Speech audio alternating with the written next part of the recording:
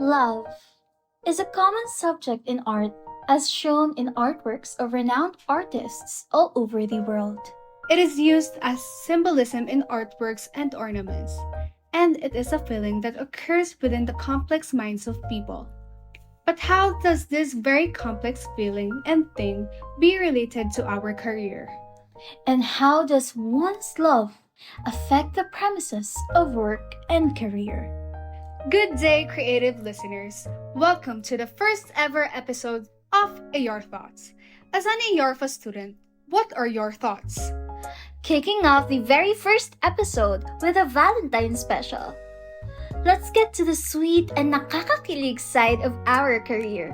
How do we relate love in our career? Ikaw, Jazz, do you have any situations in which your performance was affected by love? It can be positive or it can be negative.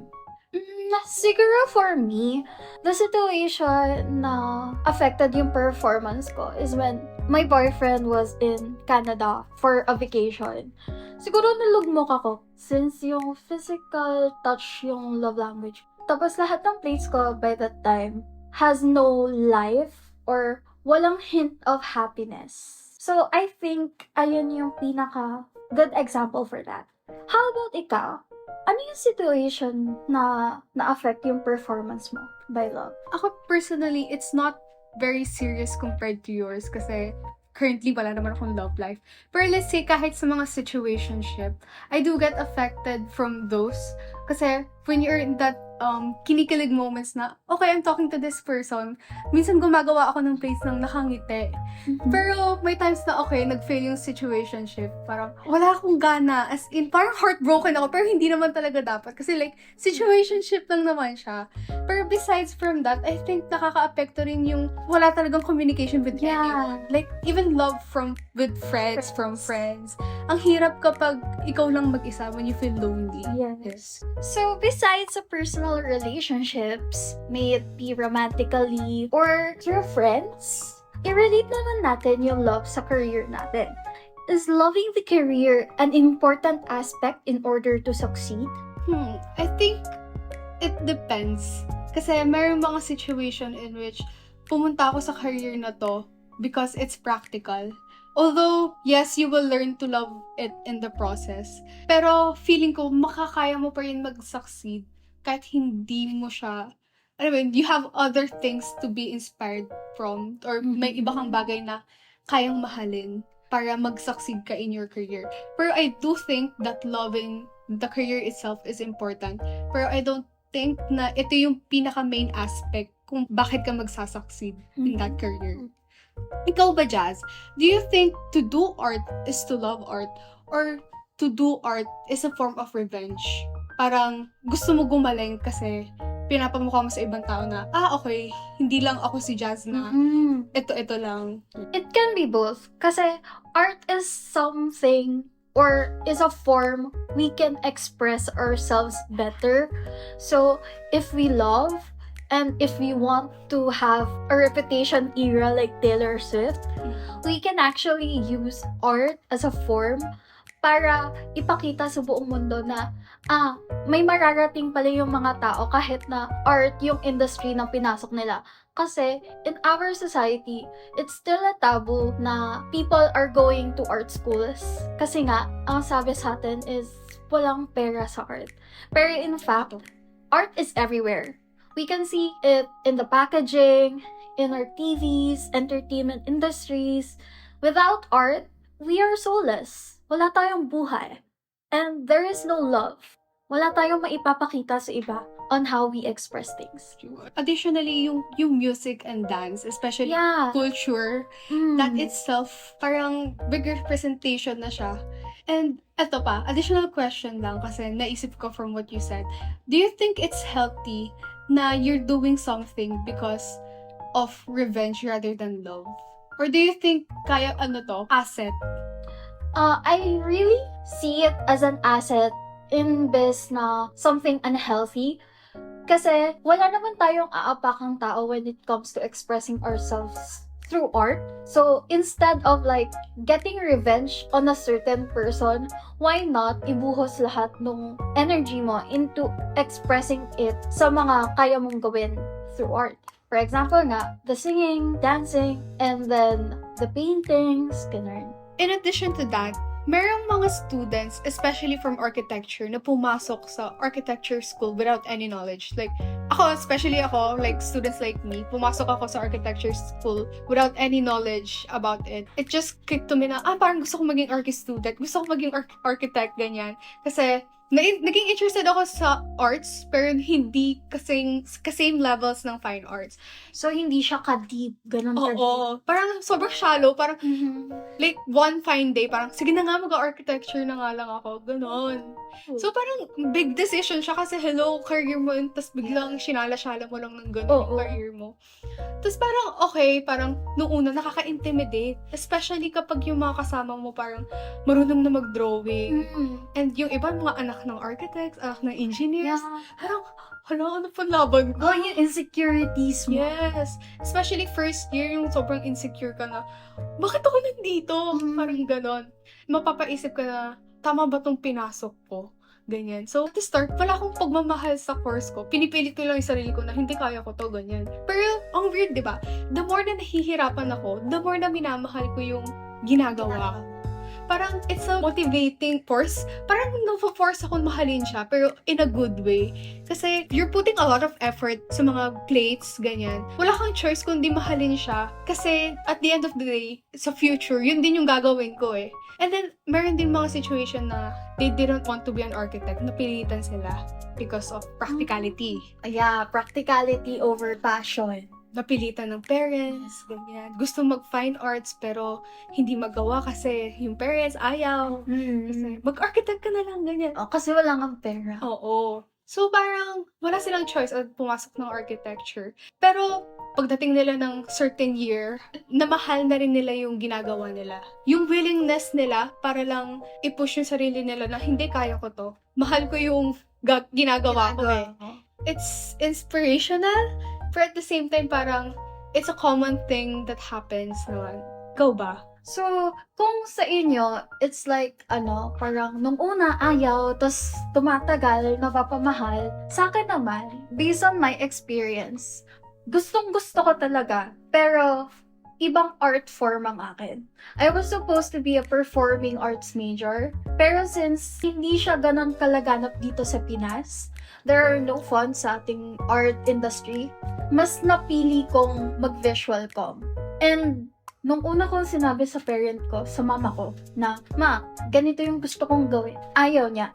So, ang gusto niya para sa akin, ang stereotype kasi sa Asians, diba, it's either you go to law school, to business school, or the rest, doctor. Kaso kasi, I really love performing talaga.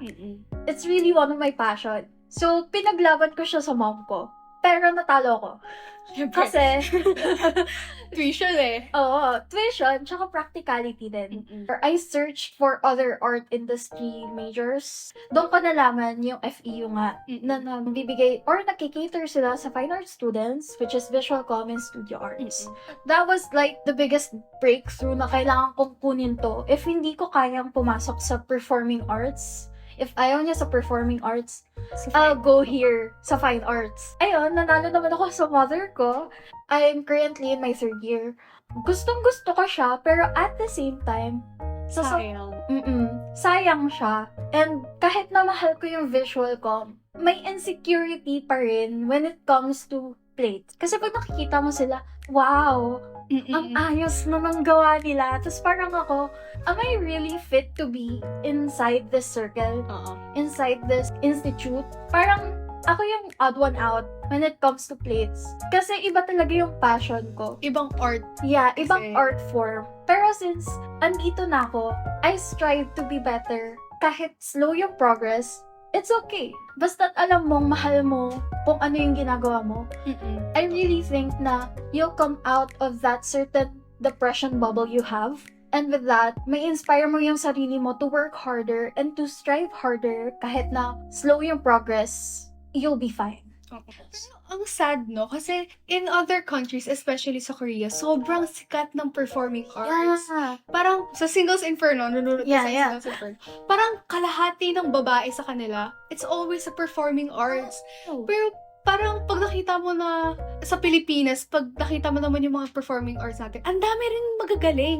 Pero it's just that walang masyadong attention doon sa Wala silang arts na. exposure. Oo. Especially napanood ko yung sa FEU, yung choir. Hindi ko alam kung ano tawag doon. Basta nagpe-perform sila. Tapos sobrang galing nila, like, to the points na sobrang nangilabot ako kasi ang galing nila.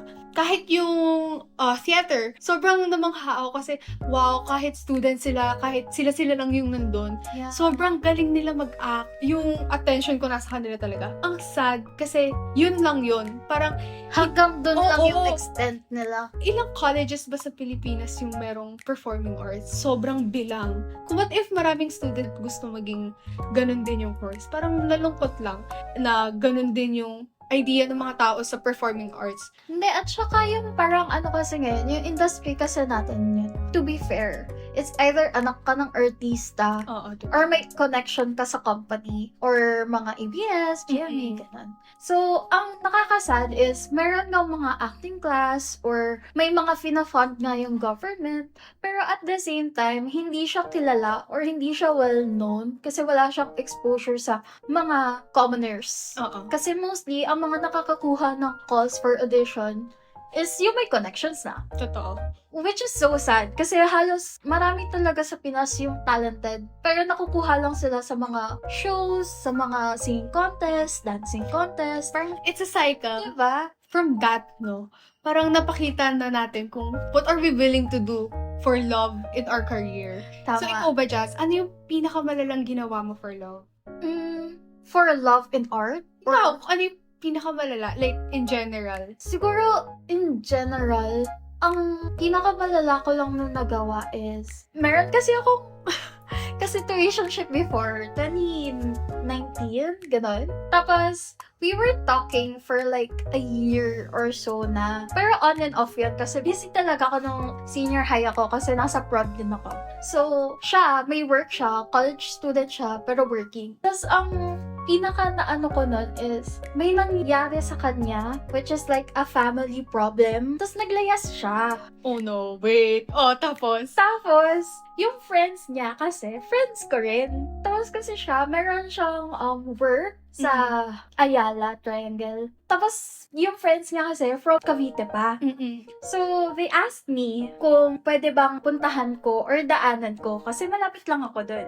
Kasi I'm from Mandaluyong lang. So, sabi ko, sige, after ko sa school, prop making, sige, dadaan ako. But that time kasi, may sakit ako. Oo. So, habang nilalagnat-lagnat ako, pumunta ako dun sa workplace niya, tapos I waited like for 6 hours or so.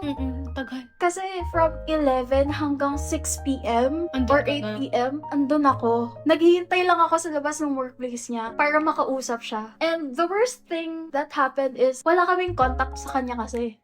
So, I had to wait talaga. Tapos, since inaakoy ako ng lagnat, naambunan pa, I called my best friend that time na pasundo kasi hindi ko kayang umuwi Oo. mag-isa. Delikado yan. So, I think that's what I was willing to do for someone na hindi ko naman ni-regret sa sarili ko. Pero, I feel like proud, but at the same time, parang I feel pity. Parang sana nagpahinga ka. Siguro, kung makakausap ko yung sarili ko noon that time, magpahinga ka na lang. Hindi mo siya makikita. Situationship. Oh my gosh. Hindi man lang boyfriend. Yeah. Ay, nako. It's always the situationships. Yes. How about you? Ako, hindi naman ganun kalala kasi feeling ko ang nagawa ko lang, I think, is like mag-lie sa pupuntahan ko. Aha. Kunya sasabihin ko, pupunta ako sa bahay ni ganito. Pero like, nasa date na ako. Pero hindi yung friend kasama ko. So ayun, parang ganun. Kasi tagal na rin eh. Yun lang naman nagawa ko. Pero what if I tell you na someone actually made a temple para lang sa mahal niya sa buhay. O, diba? Wow! May pera. Sana all!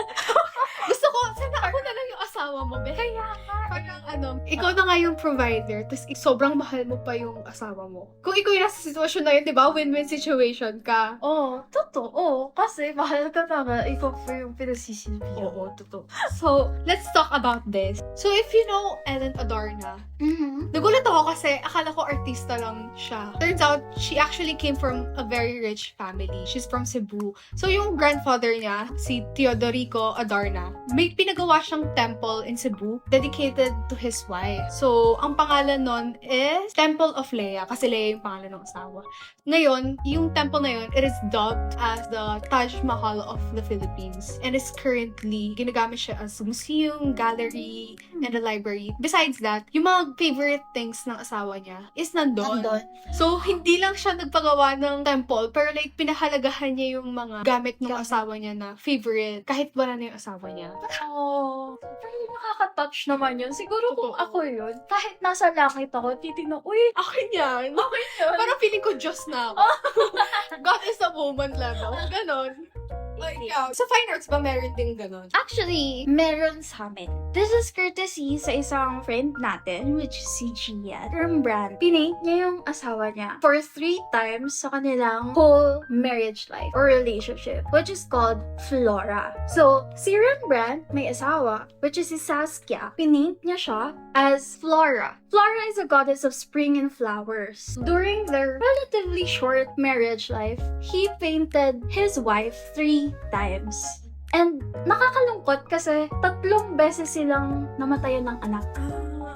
So, 3 beses sila nawalan. For me I see it as something na kino-commemorate ni Rembrandt yung mga anak nila ni Saskia. Pero, in like a year after i-paint, for the 3rd time ni Rembrandt si Saskia, namatay siya. And it really hurts. Tapos mamamatay ka lang sa dulo. Parang ang unfair ng mundo. Pero, nagkaroon naman ng lover to si Rembrandt after Saskia. Pero it wasn't the same. Nung binasa ko yung lore, It's not giving. it's not the same as the love he gave kay Saskia. Kasi parang akala nung girl, nung after ni Saskia na papakasalan siya gano'n, pero hindi siya pinakasalan. I really think na mas love niya talaga si Saskia in his heart. And nakakataba ng puso pag naging subject ka ng someone into making a painting. Parang, wow, ganun mo pala ako kamahal para tingnan lahat ng detalye ko sa mukha, sa katawan. Kaya nga parang nare-relate ko siya yung mismong story nila kay Jack and Rose. Kasi diba, pinate ni Jack si Rose sa Titanic. So parang ako, every intricate detail na meron ka, tinititigan ng tao. Kabisado niya. Yeah. Doon mo ma-express yung love mo eh. Doon niya na-express yung love niya, which is heart-fluttering. Kaya yun, Parang the small details nga lang, kunyari, napansin ng someone na mahilig ka magsuot ng ganito. Parang, hala, napansin mo pala. Parang nakakilig na. Pero what more pa yung, alam niya yung everything, yung physical aspect mo. yeah, kahit yung diba, kapag may naamoy kang something, Tapos, naalala mo yung certain person, parang dumaan ka lang sa kalsada, tapos parang may naamoy kang familiar. tapos Matatandaan mo na yung papalingon ka, diba? Oo. So, siguro, by that aspect, ganun pala ka-deep kapag ginawan ka na ng artist ng painting or art in general. Ganun pala yung effect ko sa kanya. Kahit nga actually, yung, baka ako lang kasi bare minimum enjoy. Ay, bare minimum enjoy, dapat hindi. Pero, yung bigyan ka lang ng simple thing, tas iniisip mo na, hala, the whole time na bumibili siya ng ganito, iniisip niya ako. Parang, that already, Diba? parang nakaka-touch na siya. The thought makes you happy. Oo. It's the thought that counts. Huwag mo tayo mag-regalo. Tayo na tumanggap. Pero wait lang, naisip ko kasi 'di ba nagkaroon siya ng relationship after mamatay nung asawa niya. Parang do you think, parang kasi kung ako though namatay naman na yung asawa, pero kung isipin mo, Nagkaroon siya ng lover after me. oo, kahit sobrang mahal niya ako, parang for me that's betrayal.